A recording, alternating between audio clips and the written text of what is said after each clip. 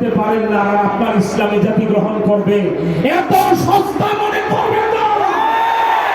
এই জাতি যদি একবার পাশের লাঠি হাতে নেয়, হাসিনার মতো পরিণতি করে ছাড়ে, ঠিক কিনা বলে?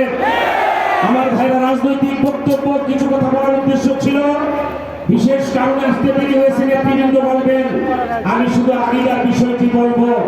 বাংলাদেশ 55 বছরে জাতীয় সংসদে মদিনাওয়ালার পক্ষে উচ্চ কণ্ঠে কথা হয় নাই। আল্লামা মামুনুল হক সাহেবের শিষ্য আমাদের এমপি হামজা সাহেব করেছে, ঠিক কিনা বলে? আমাদেরও কথাবার্তা পরিষ্কার।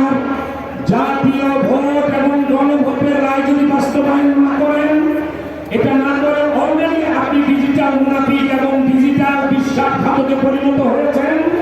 কিন্তু মদিনাওয়ালার দাবি যেদিন পার্লামেন্টে আনবে, এটা নিয়ে যদি টালবাহানা করে, আল্লাহর কসম পাশের লাঠি পার্লামেন্টে আউ করবে। ঠিক কিনা? আল্লাহু আকবার।